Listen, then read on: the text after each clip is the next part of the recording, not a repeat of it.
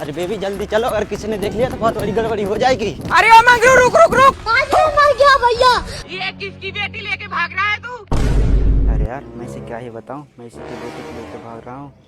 अरे अंकल जी, जो अपने गांव के प्रधान है ना, मैं उसी की बेटी को लेके भाग रहा हूँ। क्या प्रधान की बेटी? अरे मंगरू तू तो भाग जा, वो तो मेरी कट्टर दुश्मन है, कट्टर दुश्मन। ठीक है अंकल जी, और हाँ किसी को बताना मत, ठीक है? अच्छा ठीक है। चलो।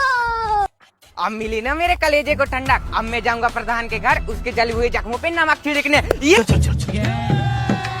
अभी तो रुको, मजा आएगा ना भिड़ो। बाकी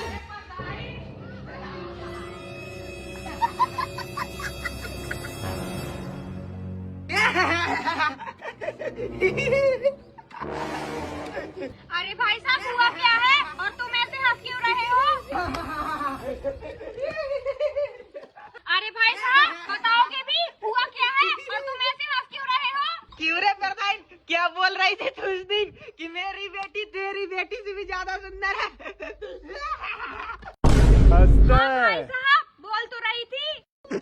और क्या बोल रही थी तू उस दिन कि मेरी बेटी तेरी बेटी से भी ज्यादा संस्कारी है और घर से कभी पाँव भी बाहर नहीं रखती और हमेशा पढ़ाई करती रहती है। तो फिर अब क्या हुआ? अरे भाई साहब हुआ क्या और तुम मेरी बेटी के बारे में ऐसा क्यों बोल रहे हो? साफ साफ बताओ ना हुआ क्या? और क्या बोल रही थी तू कि मैं अपनी बेटी की शादी तेरे बेटे के साथ कभी नहीं करूँगी? हाँ भाई साहब बोल तो रही थी।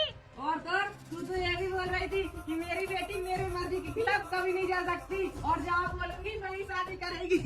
इस पूरे गांव में तेरी इज्जत उछाल के तेरे मुंह पे काली पोत के भाग गई ना उस कलुए मंगरू के साथ। भगवान ये क्या हो गया? मैंने सपने में भी नहीं सोचा था कि मेरी बेटी ऐसा करेगी।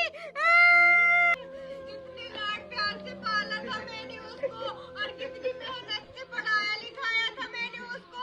उसने मेरे सारे सपनों पे चकनाचूर कर दिया और मैंने कितने सपने सजाए थे कि उसकी शादी में हार दूंगी और उसे 9 लाख का हार दूंगी। ए भगवान तूने क्या कर दिया मेरे